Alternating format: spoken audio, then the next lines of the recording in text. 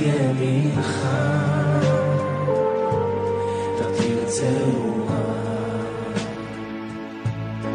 קבל נא עמך סבנו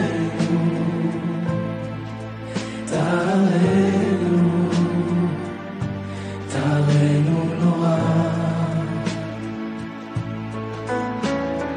אנא בכוח גדולת ימינך ותמצאוה קבל פינת עמך סבנו תרנו נורא לגיבור דורשי ייחודך כבבת שואל רחם תראה רחמי צדקתך תמיד אומר חסיד קדוש חסיד קדוש ברוב טובך נעל עדתך יחיד גאה ימך פנה זוכה קדושתך שבתנו קבל ושמע צעקתנו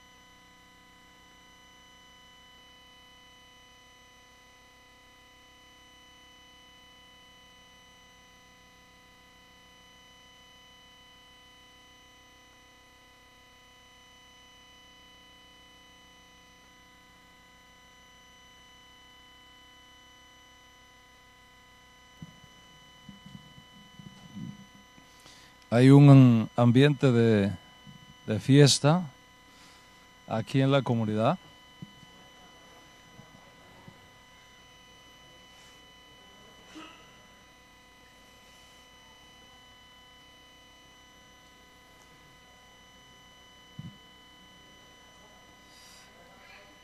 Después de la fiesta de Bat Mitzvah,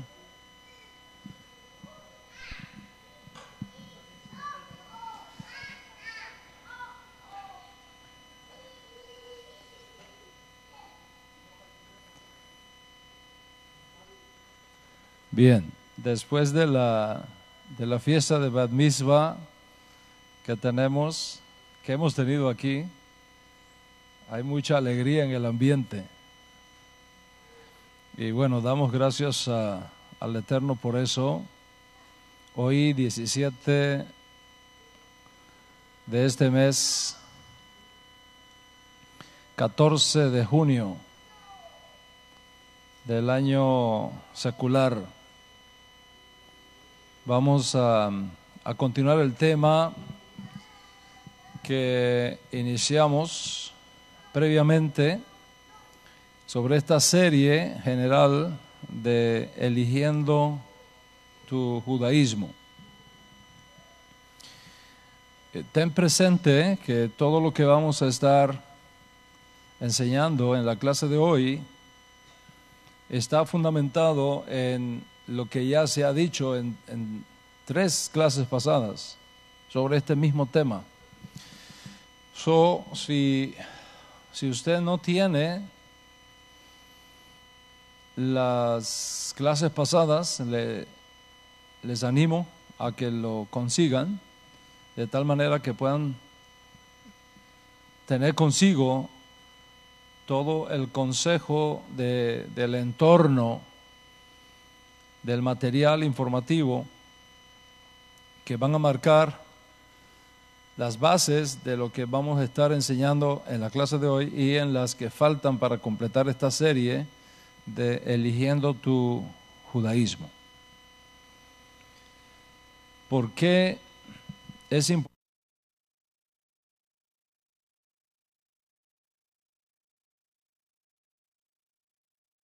Tremenda que reviste esta serie de Eligiendo tu Judaísmo. Porque han surgido en el mundo nuevos judíos, los judíos resucitados de entre los sepulcros de las naciones. Gente que nunca se había interesado por el judaísmo, que nunca habían ido a una sinagoga, que incluso no habían visitado a Israel alguna vez en su vida.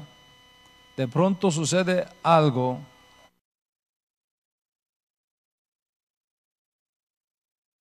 en su conciencia e inician un proceso de búsqueda de su identidad. Efectivamente, traen consigo sangre judía, sangre hebrea, y no lo sabían. Otros, sin llevar consigo necesariamente sangre judía, descubren que pueden amar y servir al Dios de Israel sin obligárseles a convertirse al judaísmo ni tener que vivir como judíos, pero sí unidos a nuestro noble pueblo como justos de las naciones, guardando los 7 mandamientos universales con todas sus derivaciones. Y en todo caso nos encontramos frente a una encrucijada histórica extraordinaria,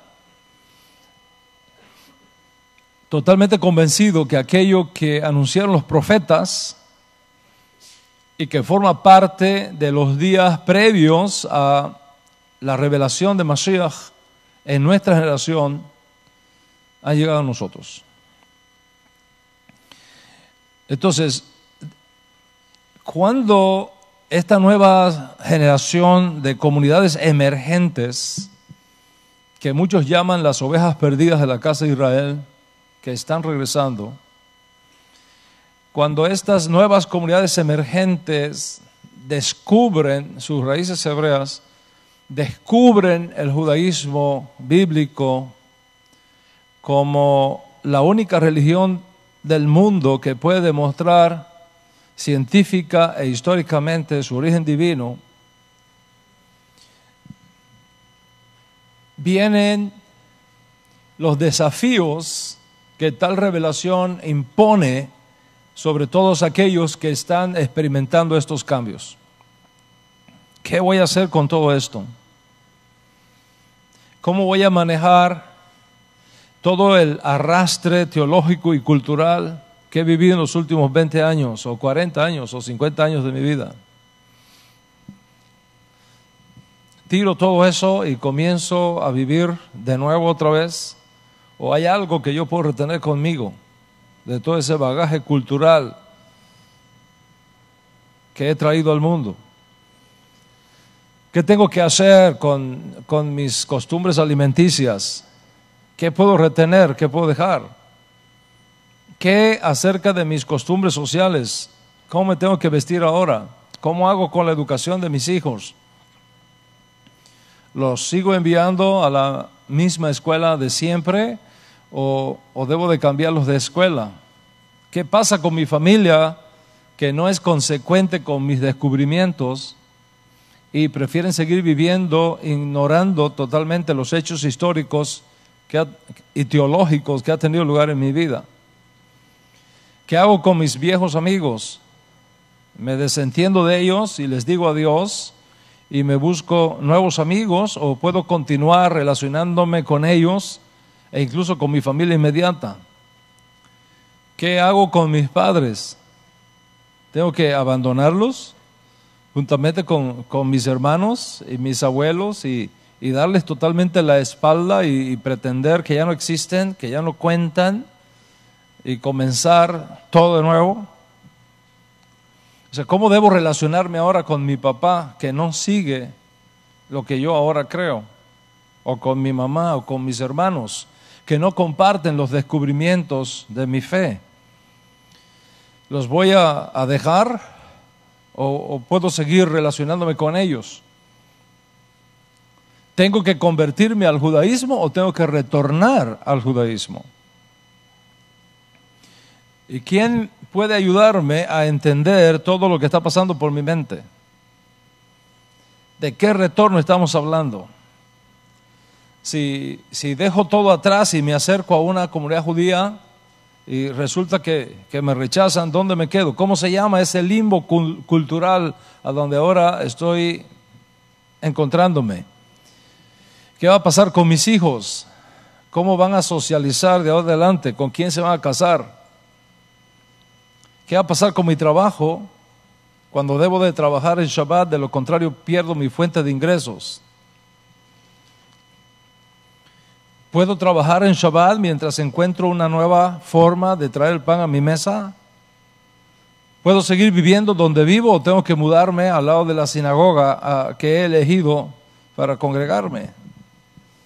De todas estas preguntas y muchas más que forman parte del impacto teológico, sociológico, psicológico, emocional que están experimentando o que en algún momento van a experimentar en mayor o menor intensidad la nueva generación de judíos que está surgiendo en el mundo y que van a surgir en el mundo. Es un proceso que requiere atención. Es un proceso que requiere paciencia y que requiere educación. Porque la gente se pregunta, ¿a qué comunidad debo unirme? ¿Cómo es ese proceso? ¿Qué tipo de judaísmo debo elegir para expresar cultural y socialmente mi nueva identidad judía? ¿Hay un solo judaísmo o hay muchos judaísmos? ¿Y cuál es el auténtico? Si este es tu caso, entonces para ti van dirigidas mis palabras. Es importantísimo que escuches esta serie, porque del propio título de esta serie se deduce que cada uno de nosotros tiene la responsabilidad de elegir el judaísmo que mejor expresa tu identidad. Y para elegir bien, debemos tener el mejor conocimiento posible de las diferentes opciones que tenemos por delante. Y consecuentemente es mi responsabilidad poner delante de ti la información básica que tú necesitas para que puedas hacer decisiones inteligentes y responsables. Y he venido hablando del peligro de ser elitista, de ser exclusivista, de pensar que solamente nosotros existimos en el mundo y que si los demás no creen como yo o no practican como yo, no son judíos. Y cuídate de ese tipo de mentalidad que en el fondo es una mentalidad retrógrada. Ten presente siempre en tu mente, en tu GPS, en tu GPS histórico, las tres grandes ramas del judaísmo que surge luego del desastre nacional que representó la destrucción del Estado judío, la destrucción de Jerusalén, la destrucción del templo en el año 70. El Mizrahi u oriental, el Sefardí u occidental y el Askenazí. Te expliqué cómo los avances científicos cambiaron la sociedad europea y el impacto que tuvo ese renacimiento y ese despertar científico en la comunidad judía, en cualquiera de sus tres versiones, unas más, otras menos, tal vez el Askenazí más que el resto. Y hablamos de las dos alternativas que se presentaban delante de las diferentes vertientes judías de la época: seguir aislada y escondida en la sociedad, o abandonar ese aislamiento social, abandonar ese aislamiento intelectual y participar de lo que era inevitable en aquella región. Y comienzan entonces a darse dos tendencias. La tendencia de una parte de la comunidad judía que había aceptado la cultura del rechazo y del gueto como juicio de Dios por sus pecados cometidos por los padres, y que la solución sería no participar de esos movimientos de desarrollo social y técnico, sino el arrepentimiento hacia Dios y seguir llevando hasta donde el cielo quisiera sobre sus hombros el ascetismo social de una comunidad que quería continuar cerrada al mundo.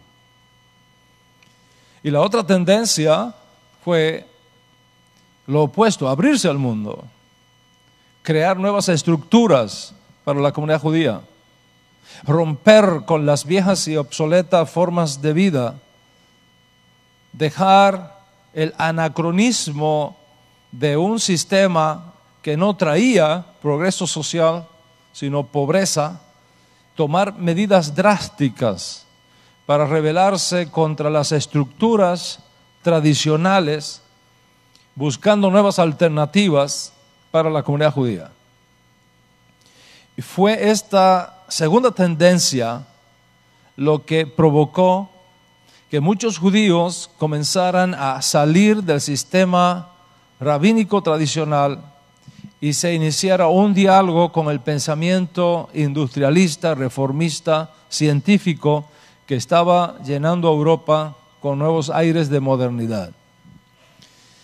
Hablé de las tensiones que comienzan a darse entre los judíos que defendían la primera tendencia y los judíos que defendían la segunda tendencia, es decir, de abrirse al mundo y de integrarse a estos nuevos aires que llegaban a Europa.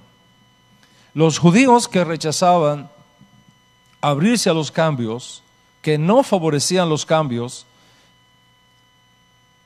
empezaron a tomar partido para defenderse de lo que ellos consideraban era el fin del judaísmo.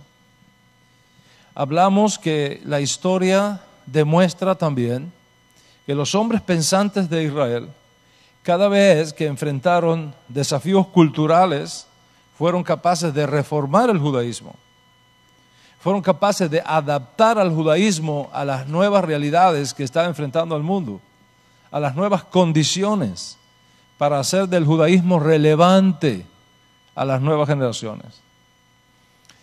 De esta manera, lo revolucionario de los cambios introducidos por los fariseos de la escuela de Hillel en el primer siglo, que sobrevivieron a la destrucción de Jerusalén, que sobrevivieron al desastre nacional que significó el fin del Estado judío del primer siglo y la destrucción de Jerusalén, y que sirvió para superar la crisis nacional de un terrible exilio, ahora sin sacerdotes, sin profetas, sin reyes. En las nuevas condiciones de Europa, del siglo XVI, del siglo XVII, del siglo XVIII, no respondía, según algunos rabinos de aquel momento, a la realidad del renacimiento que vivió Europa a partir de la Revolución Industrial. Y esto causó que muchos rabinos, como los fariseos del primer siglo, en vez de cruzarse de brazo y seguir viviendo un judaísmo que ellos consideraban inoperante en las nuevas condiciones del pueblo, buscaran nuevas vías para responder a la realidad de la modernidad sin renunciar a la riqueza ancestral y a los principios éticos tan incambiables que nos vienen de la Torá.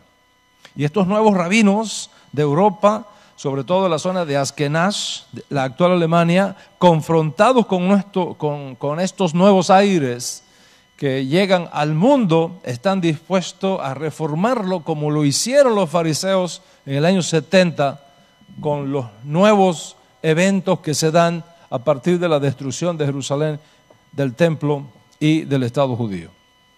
Estos nuevos rabinos concluyen que si queremos salvar el judaísmo del ostracismo, del gueto, que no tiene futuro, tenían que crear un nuevo judaísmo que ellos llamaron judaísmo reformista. Y es así que surge en Europa una nueva expresión de judaísmo, de ese judaísmo antiguo y único, el judaísmo reformado o reformista, que puede ser resumido en una sola frase. ¿Cuál es esa frase?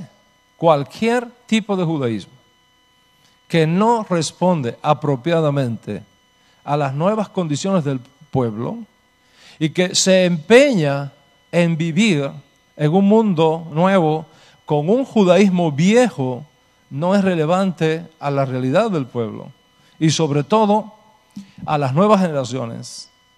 Y constantemente ese judaísmo que no responde a esas realidades está condenado al fracaso y va a ser rechazado por las nuevas generaciones, exponiéndolas entonces a los peligros inminentes de la asimilación y la pérdida de su identidad judía. Por lo tanto, tenemos que tener el valor de reformar todo lo que sea requerido para adaptarnos a la realidad del mundo nuevo sin perder la grandeza de los valores añejos, de aquellos principios éticos que son eternos, de aquellos principios que no cambian, de aquellos principios que permanecen para siempre.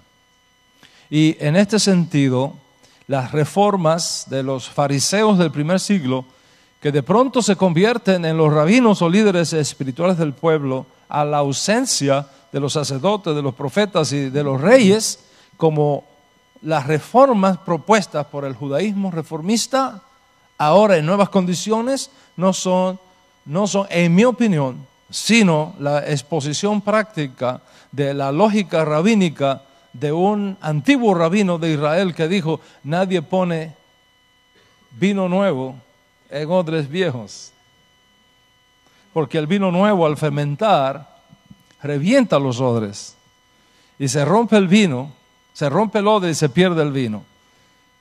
Este rabino antiguo dijo también: el vino nuevo hay que preservarlo en odres nuevos. Sin embargo, no olvidemos, decía este rabino, que el vino añejo siempre es mejor. Entonces, ¿qué significan estas enigmáticas palabras de este rabino de antaño? en su sentido más simple, significa que mientras se mantienen los valores incambiables y supremos del vino añejo, es decir, de lo que no cambia en la Torá, al mismo tiempo los odres viejos no pueden preservar al vino nuevo, es decir, los sistemas viejos no pueden preservarse cuando llegan condiciones nuevas. Y siguiendo el consejo de ese rabino antiguo, sin darse cuenta posiblemente,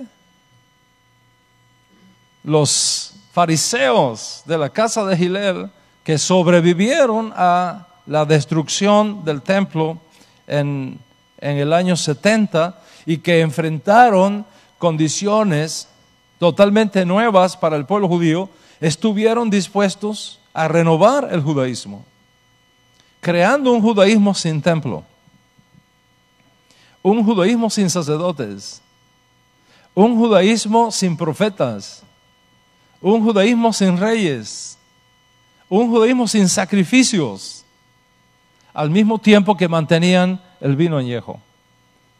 Ahora, 1600 años después, nuevas condiciones llegan al mundo, nuevos desafíos no conocidos por los rabinos del primer siglo, nuevas realidades no conocidas por los rabinos de la Edad Media están sacudiendo las comunidades judías.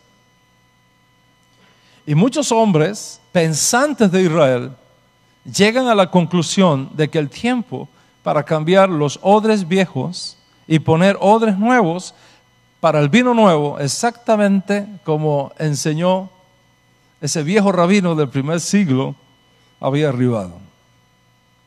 ¿Qué hacer entonces con el vino añejo representado en los valores eternos de la Torá que no cambian de generación en generación? Deben ser preservados, no pueden ser tocados y deben mantenerse mientras somos conscientes de una nueva cosecha que ha llegado al mundo. Es decir, las prácticas y costumbres del primer siglo en los días posteriores de la Edad Media fueron buenas para aquel momento de la historia. Los cambios que introdujeron los rabinos fueron buenos para ese momento de la historia. Las propuestas y las innovaciones que hicieron los rabinos fueron buenas para ese momento de la historia, pero ahora no son relevantes porque las circunstancias han cambiado. El mundo es diferente. Por tanto, estos rabinos pensantes de Europa llegan a la conclusión de que todo aquello del judaísmo que no sirve a las nuevas condiciones debe ser colocado en la geniza de la historia y establecer nuevas pautas y nuevos métodos de expresar ese judaísmo uno y único que nos viene por medio de Moisés. Ha surgido entonces en Europa un nuevo judaísmo, el judaísmo reformista, que hoy representa una nueva expresión del judaísmo adoptada por una gran cantidad de judíos en el mundo que mantienen un principio general. Aquello que fue bueno para el judío del primer siglo, aquello que fue bueno para el judío de la Edad Media, aunque fue significativo en aquel momento, no necesariamente es significativo para el momento actual. Y por lo tanto, persistir en sostener algo irrelevante al mundo moderno, lejos de beneficiar al judaísmo, lo daña.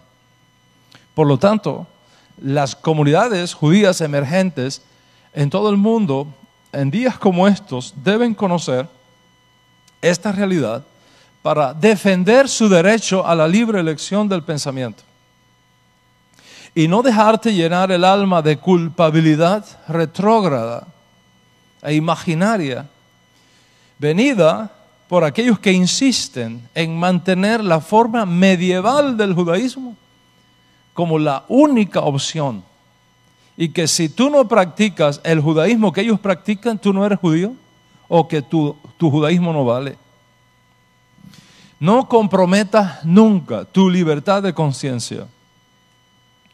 Y no te dejes arrastrar por aquellas voces que afirman ser los únicos y auténticos representantes del judaísmo, o los únicos auténticos representantes maestros del judaísmo. No es así. Hay muchas corrientes, hay muchas tradiciones, hay muchos ritos, hay muchas prácticas, hay muchas costumbres que provienen ciertamente del tronco común, el judaísmo bíblico, el judaísmo dado por revelación divina por mano de Moshe, pero que hoy día, por todos estos eventos y por todas estas circunstancias que hemos venido estudiando y explicando, no sobrevive exclusivamente en una secta judía en particular, sino en muchas sectas y en muchas alternativas. Esto es importante porque cuando tú lo conoces te hace libre, te hará más sabio y te permitirá hacer una elección digna de la cual luego te sientas feliz, alegre y, ¿por qué no?, hasta orgulloso en el sano sentido del término. En la clase pasada yo hablé del judaísmo reformista y sus más importantes enunciados. Sin embargo, debes conocer que cuando ese judaísmo reformista surge en Europa, hubo una reacción y hubo un serio rechazo a ese judaísmo. Y ese rechazo causó, sin proponérselo tal vez, otro tipo de expresión del judaísmo único que recibido es Moshe. Les propongo entonces que estudiemos juntos en la clase de hoy qué resultó en Europa especialmente y también en Estados Unidos, pero para esta época más en Europa, el rechazo de muchos rabinos en contra de la propuesta reformista. Pero antes de entrar ahí, es necesario abrir una ventana para que entiendas algo extraordinariamente importante. Tan importante que si dejamos esto fuera, no vamos a tener todo el consejo de la realidad que quiero compartir en la clase de hoy. Mucho antes de que apareciera en Europa el judaísmo reformista, la vida judía en Europa Oriental estaba llena de controversias, especialmente en el mundo askenazí, muchas controversias. ¿Por qué se estaban dando esas controversias? Esas controversias se estaban dando porque el mundo judío de aquella época y de aquella región del mundo estaba sumido en un profundo letargo espiritual de proporciones alarmantes. Un letargo espiritual que tenía connotaciones sobre todas las cosas religiosas y sociales. Estamos ubicados en el siglo XVI, XVII y XVIII. Esta época marcó un profundo antisemitismo en contra de la comunidad judía, pero al mismo tiempo había una enorme frialdad en el estudio de la Torá, sin la más mínima señal de espiritualidad. Y esto fue haciendo cada vez menos atrayente el judaísmo para la propia comunidad judía. De ahí que surge un rabino que dice, algo tenemos que hacer para restaurar la espiritualidad de nuestro pueblo. Y este rabino comienza a buscar un balance entre la apatía e indiferencia por el pueblo, por un lado, y el estudio de la Torá por el otro, de tal manera que trajera espiritualidad, no frialdad, al estudio académico de la Torá. El judaísmo se había vuelto insípido, legalista, frío, tan académico en su estudio que estaba dejando afuera la alegría, el gozo que debe caracterizar el alma judía. Y por otro lado, este rabino percibe que las familias ricas y adineradas de la época, la aristocracia judía de aquella época, estaban cada vez más alejadas de las familias pobres. Y que solamente los que tenían recursos académicos tenían acceso al estudio. Y esto fue creando un abismo serio entre una clase alta y una clase pobre. siendo la mayoría de los judíos en esta época pobres y una minoría rica controlando las masas pobres, si no se hacía algo para superar esa brecha, las cosas no iban a salir bien para el judaísmo. Y este rabino, nacido en Polonia para el siglo XVIII, se dio cuenta que había una opción para rescatar a ese judaísmo de frialdad académica que había sumido, por un lado, a la comunidad judía y a la división de clases entre ricos y pobres que estaba destruyendo a la comunidad judía, donde los ricos miraban con desdén a los pobres. Y ese rabino pensó que si el pueblo judío se vuelve al misticismo de la Torah, podría encontrar otra vez la espiritualidad perdida en las frías aulas del estudio académico, pero sin vida, del Talmud, al cual solamente tenían acceso los ricos, que eran los menos, y que si lográbamos involucrar a las grandes masas de los pobres al estudio de la Torah, las cosas iban a ser totalmente diferentes para el judaísmo.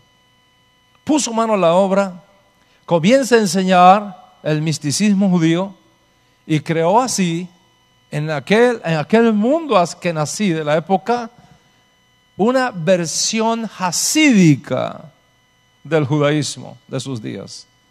Y el nombre de ese rabino fue Israel ben Eliezer, conocido popularmente como el Baal Shem Tov. Trabajando entre las enormes masas de judíos pobres de Polonia y de sus alrededores, este rabino creó una verdadera revolución espiritual en sus días que marcaron al judaísmo que él proclamaba en varias áreas centrales. Primero, el estudio del misticismo y de la experiencia mística judía. Segundo, la observancia meticulosa de los mandamientos. Tercero, la obediencia a la halajá establecida por los rabinos. Además, predicó la importancia de que cada judío obedezca a los rabinos en cada aspecto de su vida. Enseñó que la vida judía debe ser alegre, simple, incluyendo en ella el estudio de la Torah. Por supuesto, cuando los rabinos intelectuales vieron aquello, se opusieron al Baal Shem Tov y sus seguidores de una forma dramática, castigándolos duramente, acusándolos de revoltosos, de intrusos. Fueron años de intensas batallas entre la aristocracia rabínica, por un lado, y el vulgo envuelto ahora en las enseñanzas de Baal Shem Tov, por el otro. Y el Baal Shem Tov logró inculcar en la mente judía de su generación que el apego a Dios no es derecho exclusivo de los intelectuales, que el estudio de la Torah no es un derecho único de los ricos, sino que todo judío, sin importar su erudición, puede experimentar debekut, unión con Hashem, que es la esencia del judaísmo. Dios, predicaba el Baal Shem Tov, no pertenece exclusivamente a los ricos. Dios no pertenece exclusivamente a los sabios, sino que todo judío, por pobre que sea, si tiene un corazón puro y si tiene deseos y busca encontrarlo, lo va a hallar si lo busca de corazón. Y el Baal Shem Tov enseñó también que cada judío debe buscar un rabino que pueda ser su guía espiritual de tal manera que pudiera sacar a esas masas pobres de la frialdad del sistema académico que solo se daba a los que podían pagar las clases para estudiar Talmud. El líder espiritual lo transforma así en el Sadik, en el hombre justo, puro, que es capaz de leer el alma y mirar dónde tú necesitas mejorar para perfeccionar tu servicio a Dios. ¿Qué había ocurrido? Había nacido una nueva versión del judaísmo askenazí, el judaísmo hasídico. Y este movimiento hasídico, no obstante la oposición, produce ahora un nuevo rabino, un nuevo líder, uno que es modelo a imitar por todos, seguirlo y obedecerle porque es un reflejo de Dios en la tierra, capaz incluso de hacer milagros para demostrar su apego a Dios. Si tú te unes a tu Sadik, decía el Baal Shem Tov, te será mucho más fácil unirte a Dios, porque el Sadik está más cercano de Dios que tú. Y entonces por sus méritos fluyen a tu favor recursos para que tu debekut con Hashem, tu unión con Hashem sea mucho más fácil. Para diferenciarse del judaísmo tradicional, académico, aristócrata, de la clase alta, el hasidismo propone una forma de vestir que fuera propia, en primer lugar, del frío invernal de la región, al tiempo que marque una diferencia en el movimiento. Y entonces usan predominantemente el color negro en sus vestiduras, porque esto los protege mejor del frío, largos abrigos, grandes sombreros, un cinturón negro amarrado a la cintura, un gran sombrero, especialmente unos redondos de piel, que son grandes, costosos, como parte de la película Uspicín, que tiene un potencial de negocio para los amigos, los dos amigos salidos de la prisión. Además de esto, como los cristianos de la zona usaban también barba, los hasídicos decidieron que para diferenciarse de ellos y del resto de los judíos que se le oponían a su movimiento, debían dejarse crecer grandes barbas y dejarse crecer los laterales de su cabello, formando así los peyots, esas bucles típicas de las dinastías hasídicas. Por su parte, las mujeres hasídicas casadas debían llevar siempre el pelo totalmente cubierto, debían vestir ropas largas hasta los tobillos y las mangas hasta las muñecas, ¿okay? Dejando solamente ver su cabello a su marido en su casa. Y al hacerlo así, estaban buscando una nueva identidad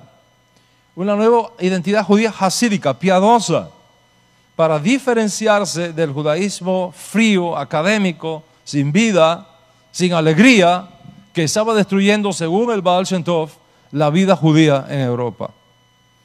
Y por otro lado, como esta región vio el judaísmo hasídico en Askenaz, al líder de los sefardíes, mientras se le llama Raf, a este nuevo líder que surge en este movimiento se le llama Rebe. Y de ahí es conocido en todo el mundo. ¿Qué pasó entonces?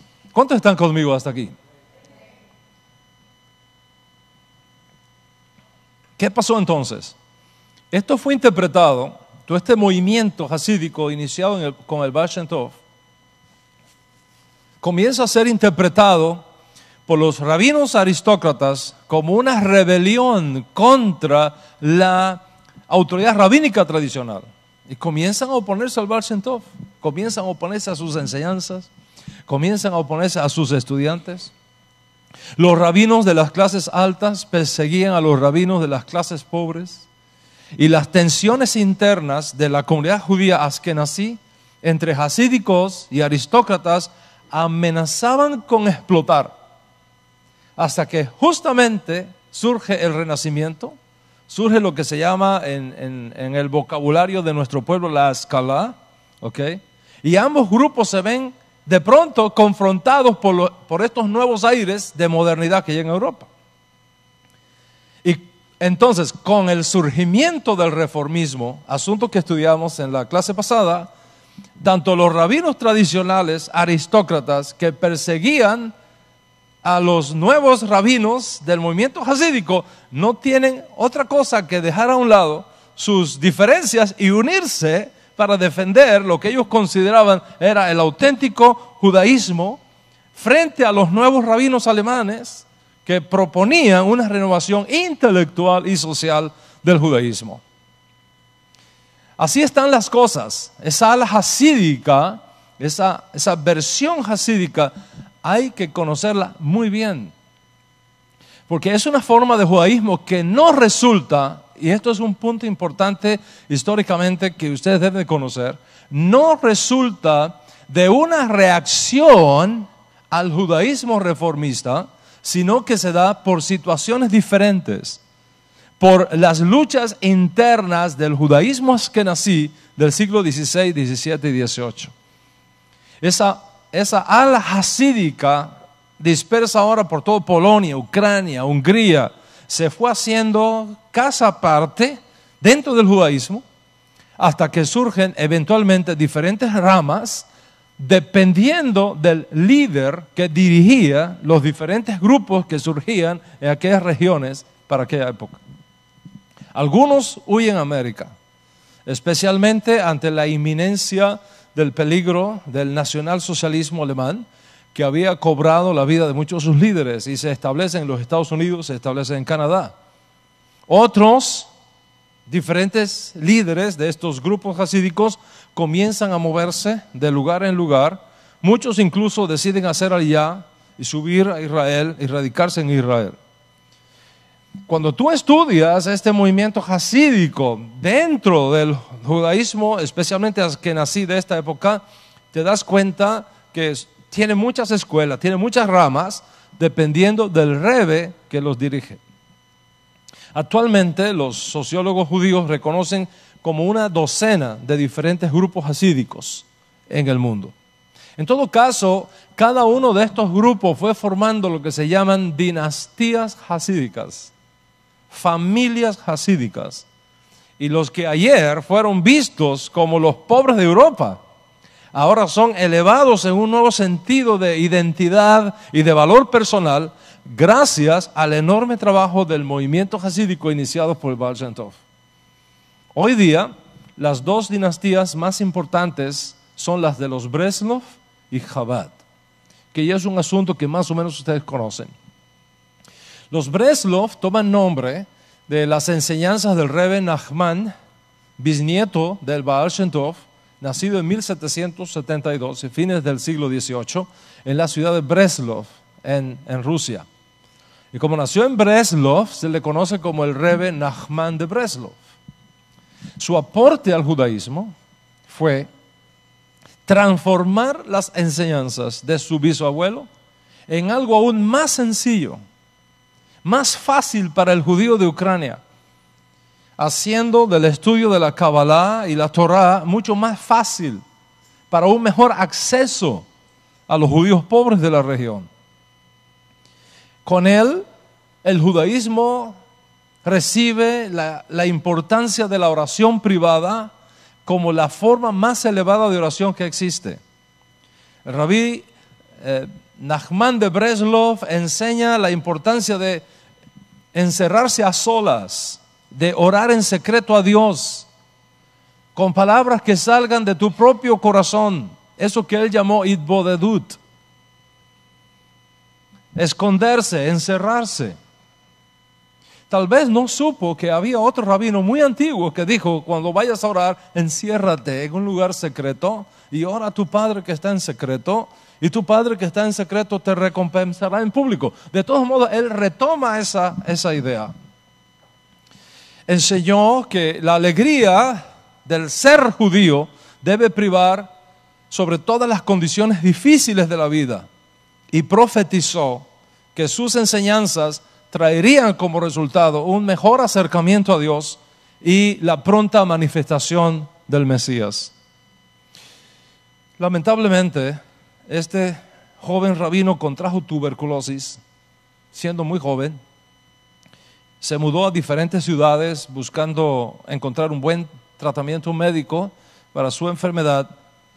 Ninguno funcionó y finalmente murió a la corta edad de 38 años.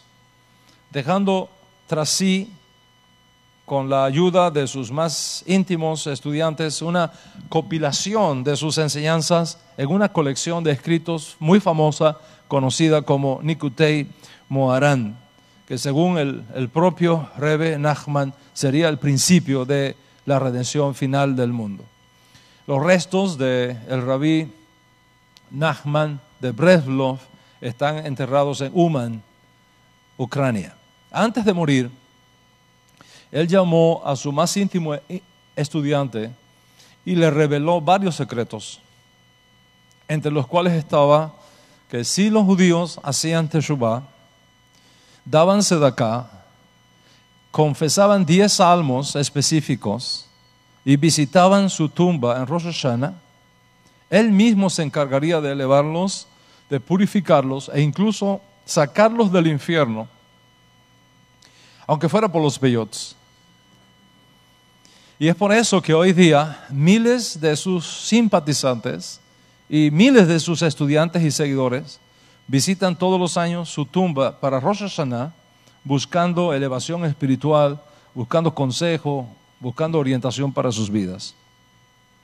Hoy día el movimiento Breslov continúa las enseñanzas de su líder, buscando el máximo acercamiento posible del judío a Dios y preparando el mundo para la venida de Mashiach. Y muchos judíos que estaban presos en los sepulcros de las naciones, cuando retornan al judaísmo, son muy atraídos por las enseñanzas de Breslov, porque son muy ricas en experiencias místicas. Los Breslov son, sin ánimo de ofender a nadie, los pentecostales del judaísmo. Algo que ustedes pueden entender muy bien.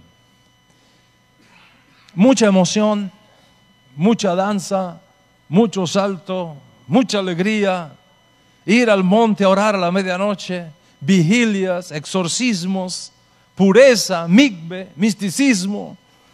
Y como los Breslov se parecen mucho al cristianismo pentecostal, la transición de ex-pentecostales o carismáticos al movimiento Breslov es entendible porque sienten allí espiritualidad. Sienten emoción, mucha emoción. Ya vamos a hablar de eso en otras conferencias. Pero esto es un ala hasídica, una dinastía hasídica muy importante en el mundo hoy día. La segunda ala hasídica más importante, surgida de aquella revolución espiritual iniciada por Baal Shem Tov, fue la dinastía Lubavitch, que toma nombre de un pueblo ruso que lleva ese nombre. Un joven rabino de nombre Salman de Liadi estudió en la escuela del Baal Shem Tov. Y luego, recopilando sus enseñanzas y combinándolas con sus propias investigaciones, produjo un sistema hasídico que ha dado paso a lo que hoy día se conoce como Chabad. Un acrónimo de 3 palabras hebreas: Hesed, Binah y Da'at. Entre los años 1770 a 1776 surge el famoso libro Tanya, como algunos pronuncian, considerado el libro de texto de la dinastía hasídica Lubavitch. En otras palabras, usted no puede ser Chabad sin estudiar Tanya. Y debido a esta influencia de este gran rabino, miles de judíos de Rusia, miles de judíos de Lituania lo aclamaron como su rebbe, y de esta forma se formó la dinastía Chabad, que aún perdura. Parece ser que un día alguien profetizó dentro de esta dinastía hasídica que cuando naciera el 7º rebbe de Chabad, el Mesías aparecería en el mundo. Ese 7º rebbe apareció, emigró a los Estados Unidos, se ubicó en Brooklyn, New York, y su nombre es conocido como Menachem Schneerson. El rebbe Schneerson toma las riendas de la dinastía Chabad a la muerte de su suegro, el 6º rebbe, convirtiéndose entonces en el séptimo Rebbe, de quien se había profetizado que traería al Mesías. El énfasis que realiza el Rebbe Schneerson en la educación, en la preparación de la conciencia judía para recibir al Mesías, lo hicieron una figura hasídica, posiblemente la más importante del siglo XX. Por su influencia fueron creadas cientos de sinagogas en los lugares más remotos del mundo. Decenas de centros de estudios en diferentes lugares. Más de 100 universidades. Y una familia de decenas de miles de seguidores por todo el mundo. Una tarde del año 1992, el Rebbe Schneerson fue a orar a la tumba de su suegro. Le dio un derrame cerebral mientras oraba y finalmente ese derrame cerebral lo llevó a la tumba, a la muerte en el año 1994. Te voy a decir algo ahora que es sumamente importante para que no nos perdamos en este mar de información que estamos manejando acá. Recuérdalo, el judaísmo hasídico no es una respuesta al judaísmo reformista. Porque el judaísmo reformista no existía cuando ya surgió el judaísmo hasídico. Esa coyuntura histórica es muy importante tenerla en cuenta en todo este proceso.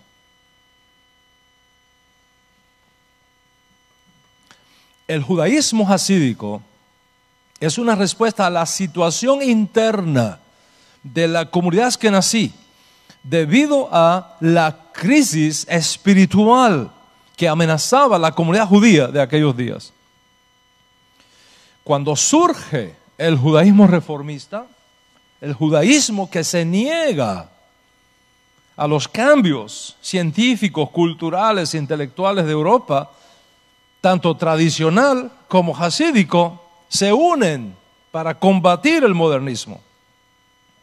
Es decir, no todos los rabinos de Europa vieron con buenos ojos las propuestas reformistas de Hegel y otros pensadores judíos de aquella época.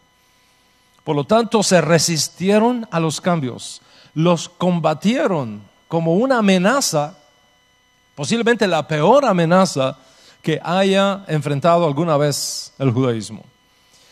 Afirmaban que la apertura al modernismo llevaría a la apostasía y finalmente a la destrucción del judaísmo. Ellos enseñaban que si la mujer salía de su casa a trabajar en las fábricas, como proponía el judaísmo reformista, y se integraba a la sociedad, los hijos iban a ser desatendidos y el resultado sería el caos familiar. La única manera que el judaísmo puede sobrevivir, decían estos rabinos, es aferrándose a la Torah, aferrándose a las misbot, aferrándose a los preceptos que deben ser normativos y obligatorios para todo judío.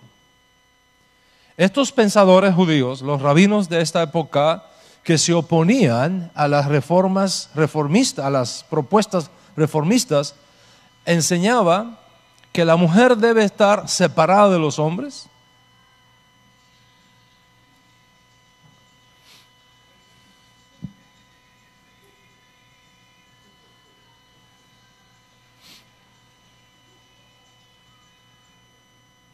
Thank you. Estaba diciendo que estos pensadores rabinos de la época que se oponían a la propuesta reformista enseñaban que la mujer debe estar separada de los hombres, que la mujer debe vestir piadosamente, que debe tener todo el tiempo su cabeza cubierta como señal de piedad y dedicarse sobre todas las cosas a su hogar, a su esposo, a sus hijos. Enseñaba que la halajá o las leyes establecidas por los rabinos fariseos que salvaron al judaísmo de la posterior destrucción de Jerusalén y del templo y que fue escrita y preservada en la Misná del rabí Yehuda Anasí, primero, y en el Talmud después, organiza un cuerpo sagrado de literatura que es obligante para todo judío. Justamente como la Torá escrita, así también la Torá oral, creada por los rabinos, constituye una línea ininterrumpida de tradiciones que los conecta con Moshe y a través de Moshe con el cielo mismo. Y por lo tanto, cualquier judaísmo que no siga esa línea, cualquier judaísmo que no siga esa cadena ininterrumpida de sucesores, se ha desviado de la fe original, se ha salido de órbita y es vista como apóstata y condenada a la muerte. Este judaísmo enseña que la mujer y los hombres no pueden estar juntos en la sinagoga, que tiene que haber una pared de separación, donde la mujer está en un lugar y los hombres en otro lugar. Enseña que solamente cuentan para un minyan los hombres. Es decir, si hay 100 mujeres, pero solamente 9 hombres, no se pueden hacer los rezos públicos por falta de quórum. No hay minyan, porque las mujeres no son contadas. Las mujeres no pueden ser utilizadas como testigos en ningún juicio. Solamente los hombres. Por tanto, cuando hay un litigio, el testimonio de una mujer no cuenta. Si uno quiere ser religioso, tiene que vestirse acordemente. Y las vestimentas apropiadas son aquellos que preservaron los padres de la Edad Media, no las nuevas ropas que están surgiendo en Europa. Las bodas son válidas si el oficiante es un miembro del rabinato. Si no es un miembro de su rabinato, las bodas no valen, no son válidas. Y los hijos habidos de esas relaciones no son considerados judíos. Lo mismo aplica a las conversiones. Cualquier conversión al judaísmo que no sea realizada por un rabino nuestro son inválidas, carecen de valor. Les voy a leer la declaración de la Unión de Rabinos Ortodoxos de Estados Unidos y Canadá sobre este asunto. Dice lo siguiente, y cito: la Unión de Rabinos Ortodoxos de Estados Unidos y Canadá, Agudat HaRabbonim, declara que el llamado judaísmo reformista y conservador no son judaísmo en absoluto. Sus adeptos son judíos de acuerdo a la ley judía, pero su religión no es el judaísmo. El Agudat HaRabbonim ha estado siempre en guardia contra cualquier intento de alterar, falsear o distorsionar la halajá, la ley judía, tal como se transmite en la ley escrita y oral dada por Dios a través de Moisés en Sinaí. Por lo tanto, rechaza y desconoce totalmente los movimientos reformistas y conservadores como realmente judíos, y a sus líderes los rechazan como rabinos. Rechazamos públicamente el reclamo de 3 formas de judaísmo. Solamente hay un judaísmo, el judaísmo de la Torá que nosotros profesamos. Los movimientos reformistas y conservador no es para nada judaísmo, solo una nueva religión. Esa es su posición. Ellos creen que el servicio de Torá no puede darse en otra lengua que no sea el hebreo o el arameo. Y no pueden ser acompañados de instrumentos musicales, no se puede usar micrófonos, porque sería violar el principio de hacer uso de electricidad magnificada en Shabbat. Sería visto como creación de una voz por el efecto de ampliarla y consecuentemente sería una violación del Shabbat. Manejar en Shabbat es visto como una violación pública del Shabbat, está prohibido. Entonces, para resolver esta situación, todos los miembros de la comunidad tienen que alejarse del resto, tienen que mudarse alrededor de la sinagoga para no tener que manejar en Shabbat, sino caminar hasta la sinagoga.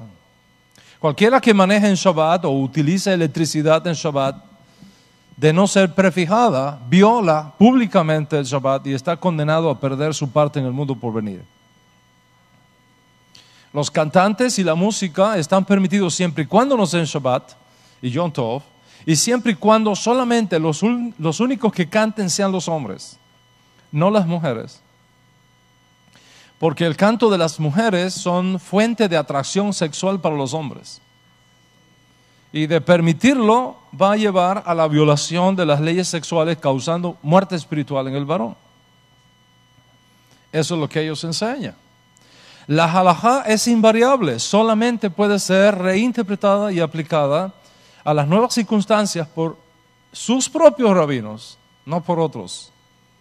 Cualquiera que no sea parte del rabinato y haga innovaciones a la halajá es un usurpador, y sus decisiones no son legales, no cuentan. La comunidad judía debe ser cerrada a todo elemento foráneo y no participar del desastre introducido por el reformismo. La Torá fue dictada manualmente, mecánicamente por Dios a Moisés en Sinaí. No podrá nunca ser sustituida por otra Torá. De la misma manera, junto con la Torá escrita, Dios entregó la Torá oral a Moshe, explicativa de la Torá escrita. Y ambas, la Torá escrita y la Torá oral, tienen un origen divino que es normativo, es decir, obligante para todo judío. Quien enseñe lo contrario ha dañado la fe judía. Se ha vuelto a la apostasía, ha dañado el judaísmo. Quien no siga nuestros principios, quien no siga nuestras prácticas, quien no siga nuestras costumbres, no tiene legalidad. Es como si no existieran. Y todo diálogo con ellos, incluso relaciones fraternales, está prohibido. Cuando un gentil se convierte con ellos, tiene que desprenderse totalmente de su familia. En algunos casos se le exige negar incluso toda relación con sus padres, olvidarse de su familia, de su papá, de su mamá, de sus hermanos, y sujetarse solamente al rabino que ocupa el lugar del padre de ahora en adelante. Para el judaísmo hasídico ortodoxo es tan importante este principio que enseñan que si dos personas se están ahogando en un río, uno es tu papá y el otro es tu rebe, tu obligación es salvar a tu papá después de haber salvado al rebe. ¿Por qué? Ellos enseñan que tu papá fue instrumento de Dios para traerte al mundo, pero tu rebe es instrumento de Dios para llevarte al mundo por venir. Por lo tanto, el rebe es más grande que tu papá y ocupa el primer lugar, excepto que tu papá sea también un rebe. Con estas medidas, tanto el judaísmo hasídico como el judaísmo que reacciona contra las propuestas reformistas en Europa cierra todo diálogo, cierra todo nexo con el mundo exterior y concentra sus esfuerzos en sobrevivir aislado de la sociedad, en una comunidad cerrada, donde los principios sostenidos por su fe puedan ser, en su opinión, ejercitados sin ningún tipo de contaminación con el mundo exterior. Este judaísmo que no acepta las propuestas del judaísmo reformista es identificado históricamente como judaísmo ortodoxo, de una palabra griega, orto, que significa recto, y doxa, que significa práctica. De ahí práctica recta, la opinión correcta, la posición correcta, dando a entender que el resto son creencias falsas, equivocadas o heterodoxia. En otras palabras, ha surgido en Europa un judaísmo que defiende la vieja escuela de la Edad Media, la vieja escuela del Talmud, del rabinato que reemplazó a los reyes, a los sacerdotes, a los profetas, a partir del colapso del templo en el año 70.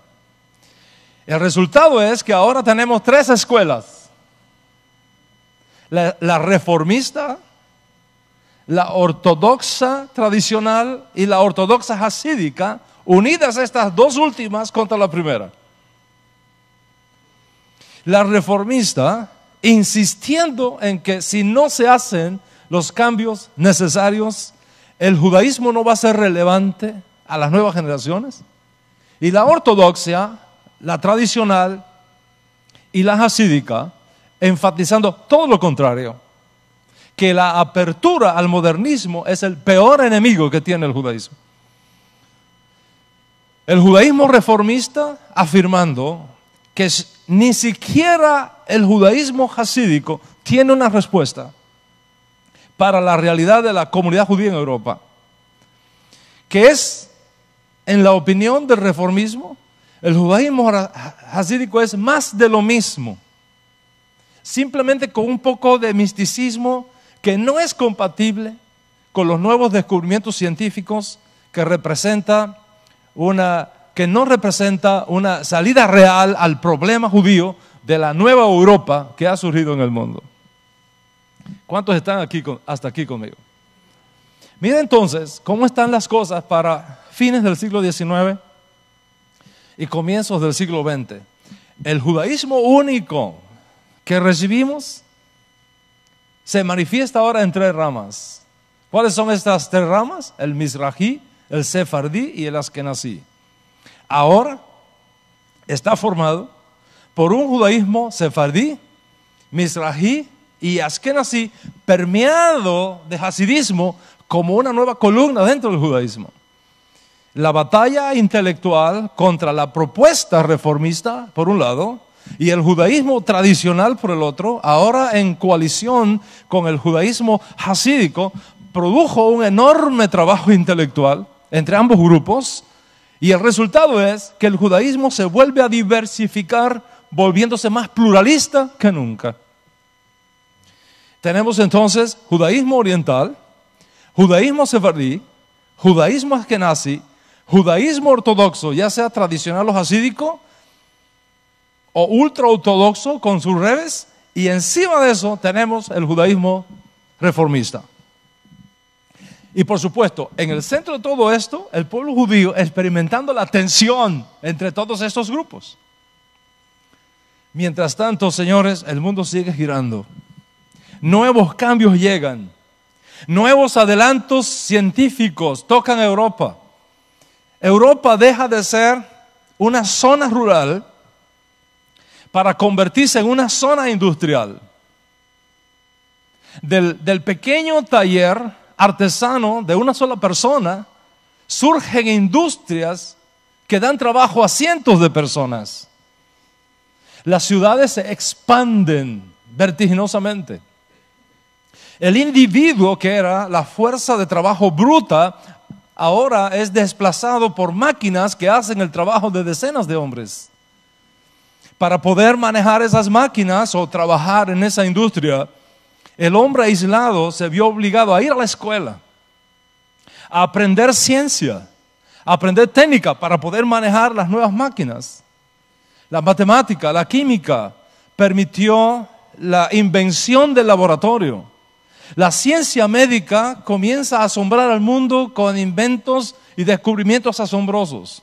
Europa tiene ahora barcos, ferrocarriles, gas para el alumbrado, refinado de petróleo con creación de nuevos combustibles, cosechadoras de máquinas de agricultura, el teléfono, el telégrafo, los avances tremendos en los campos de la bacteriología, el surgimiento de farmacias, la teoría del famoso manifiesto comunista de Marx y Engels, el surgimiento de la industria del acero, el descubrimiento de la dinamita, las vacunas, la gasolina, el descubrimiento del motor de combustión interna.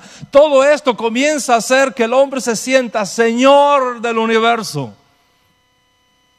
señor del mundo. Y en este contexto, Estados Unidos se va volviendo un gigante, el más grande competidor de Europa. Grandes masas de judíos se están instalando en esta nación. Y la reflexión teológica empujada con los nuevos aires llegados, ya no solamente para Europa, sino también para América y para el mundo, hace de Estados Unidos el mejor lugar para el sueño judío. Un país próspero, abierto, amigo. Las comunidades judías comienzan a florecer por todos lados. Y para fines del siglo XIX y comienzo del siglo XX, comienzan a surgir rabinos tanto en Alemania como en Estados Unidos que observan de cerca la realidad judía del nuevo mundo que ha llegado, que están observando de cerca la propuesta reformista que ya va envejeciendo,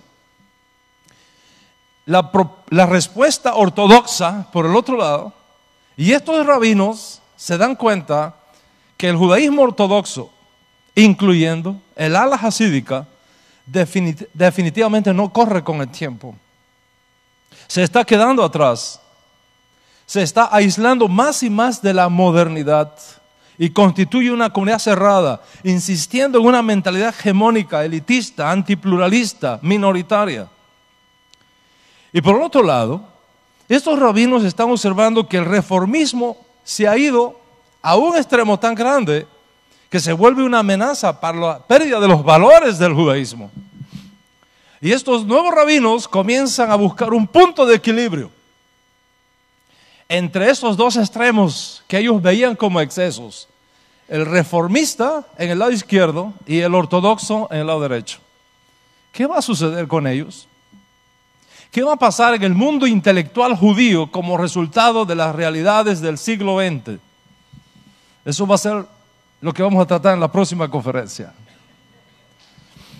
Lo que hemos visto hasta aquí es la manera como el judaísmo único que nos viene de Moisés existe ahora en varias familias, en varias ramas.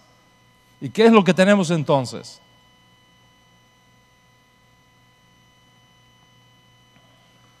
Lo que tenemos es que no hay un judaísmo,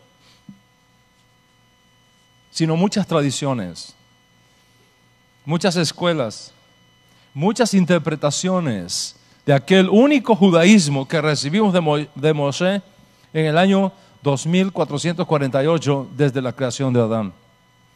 Nadie, por lo tanto, y esto tú debes de saberlo muy bien, nadie puede decir: yo represento al auténtico judaísmo y los demás están equivocados. Nadie puede decir: nuestro judaísmo es el único, todos los demás no cuentan, son ilegales, están descalificados, no sirven.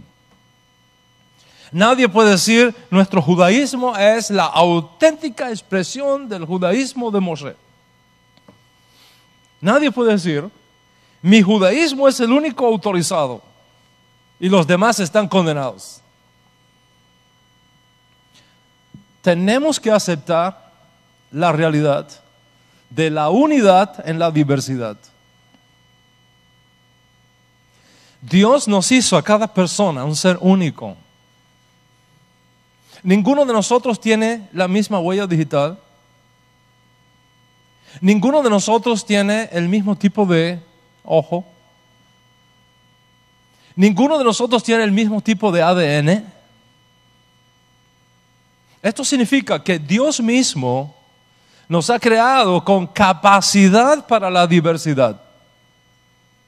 La diversidad de colores, la diversidad de ideas, la diversidad de pensamientos.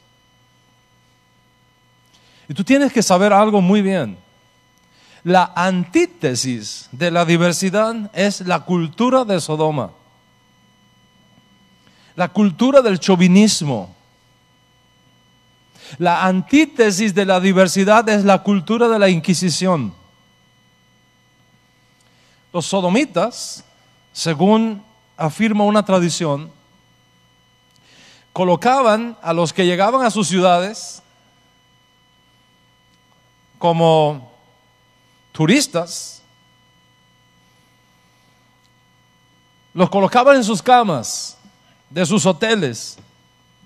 Y si la persona era demasiado pequeña, que no cubría toda la cama, entonces lo estiraban. Como el potro de la Inquisición, hasta que cupiera en su cama. En otras palabras, los sodomitas querían que todo el mundo pensara como ellos, que todo el mundo siguiera sus mismos patrones de conducta, que todo el mundo se sujetara a sus normas y principios. Y si no lo hacías, te estiraban en el potro hasta que tú llenaras la medida de su pensamiento, es decir, de su cama. Yo quiero que tú sepas que el judaísmo que yo represento desde esta plataforma, en la cual enseño Torah cada semana, para ustedes y para todo el mundo, no tiene una mentalidad de Sodoma, no tiene una mentalidad de Inquisición. Creo en el respeto que merece todo ser humano por mantener su individualidad. Y creo con todo mi corazón que la diversidad no es un enemigo de la unidad necesariamente. Es más, en ciertas condiciones, la uniformidad extremista es el peor enemigo que tiene la unidad. Porque no da cabida al pensamiento, no da cabida a la creatividad, no permite nuevas alternativas. Cada uno de nosotros ha sido dotado por el Creador de habilidades extraordinarias y necesitamos el clima apropiado que nos permita desarrollarnos, crecer, contribuir con esos dones y con esos talentos que hemos recibido del Creador. Por supuesto, no soy tan iluso para pensar que no haya siempre aquellos que se quieren aprovechar de las bondades del sistema para fomentar el odio, las divisiones innecesarias, la crítica destructiva. No estoy hablando de eso. La Torá nos ofrece los límites detrás de los cuales ninguno de nosotros, como personas naturales o jurídicas, nunca debemos traspasar. Porque como dijo otro rabino antiguo, todo me es lícito, pero no todo conviene. Todo me es permitido, pero no todo edifica. Y esto es necesario hablar y enseñar, porque hay algunos que quieren tomar la libertad para hacer lo malo. Quieren tomar la bondad del sistema como una licencia para destruir y para dañar. Sin embargo, cuando el autototalitarismo de la mentalidad del gueto destruye la libertad del pensamiento, en mi opinión, ahí se viola la Torá. Y se viola la Torá porque se viola la dignidad y la santidad de cada ser humano. Y donde quiera que se viole la dignidad y la santidad de todo ser humano, se viola la Torá. Estoy siendo totalmente honesto contigo. Y te he venido presentando la realidad histórica de un solo judaísmo venido de Moshe ante la realidad de muchas interpretaciones en las cuales hoy día subsiste el judaísmo. Y yo creo que cada expresión tiene su lugar, tiene su espacio, tiene sus puntos fuertes, tiene sus puntos débiles. Sin embargo, todas son parte de nuestro pueblo Israel. Y en el fondo, algo bueno podemos encontrar en cada uno, si lo estudiamos bien. Ahora, cuando entramos en insultos y deslegitimaciones, ya estamos demostrando que no procedemos según la ley de la libertad. Los debates, los desacuerdos siempre han sido parte de la mentalidad judía en todos los tiempos. Precisamente, el encuentro de diferentes pensamientos es lo que nos hace avanzar. Es lo que nos hace mejorarnos a cada uno. Los debates y los desacuerdos han sido aceptados por largo tiempo, son parte de nuestra tradición judía. Y tú no debes tenerle miedo a esos debates, si el asunto es por el honor del cielo. Y voy a citar las palabras de una gran luminaria de nuestro pueblo del siglo XIX, un rabino de Esmirna, el rabí Hayyim Palaji, gran autoridad halágica del siglo XIX, que escribió lo siguiente, y cito: la Torá nos dio permiso a cada uno para expresar su opinión de acuerdo a su conocimiento. No es bueno para un sabio esconder sus palabras por respeto a otros sabios que le precedieron, si él encuentra en sus palabras una contradicción. Un sabio que desea escribir sus pruebas en contra de los reyes y los gigantes de la Torá no debe retener sus palabras ni suprimir su verbo, porque debe dar su análisis de la manera como le fue revelado eso desde los cielos. La unidad en la diversidad, la apertura intelectual, el avance del conocimiento deben ser valores respetados por cada individuo y por cada comunidad. Insistir en una mentalidad del potro, en la política del estiramiento de las personas en las camas de Sodoma que otros imponen, no es el camino correcto. Y cuando tú veas a alguien con mensajes de este tipo, que usan el insulto como herramienta para la imposición de sus ideas, que no pueden dialogar excepto destruyendo el honor y la dignidad del que no piensa como ellos, ya sabes que ese no es el camino de la Torá. Ese no es el camino del judaísmo auténtico. No te dejes intimidar por ellos. No te dejes arrastrar por aquellos que, si tú no compartes sus tradiciones y formas, te condenan a la basura. Debemos tener la sabiduría, la tolerancia y el coraje para fomentar siempre la unidad en la diversidad. Y no tratar a los demás que tienen una interpretación diferente como si fuesen descalificados, ilegales, oprobios de la fe, ilegítimos, falsos, herejes. Condenarlos a la hoguera de la internet amarilla del siglo XXI. Por supuesto, no estoy hablando de los hijos de las tinieblas cuyo acercamiento a la Torá es para destruirla. No estoy hablando de los que tienen ideas diferentes para asesinar y robar y destruir. Estoy hablando de que tiene ideas diferentes por temor del cielo, por el honor de Dios, por el servicio de la libertad y de la paz y por el bien común de la humanidad. En ese contexto, cada idea, cada forma de pensamiento, cada acercamiento a la Torá, cada expresión del judaísmo que conocemos o que podamos conocer en el futuro, tiene una parte dentro de la grandeza que es la casa de Israel. Cuando venga Mashiach, Él nos va a enseñar a todos por 1000 años. Y entonces nos va a poner de acuerdo a todos, porque entonces conoceremos como fuimos conocidos. Como dijo un rabino antiguo, ahora vemos oscuramente, por espejo.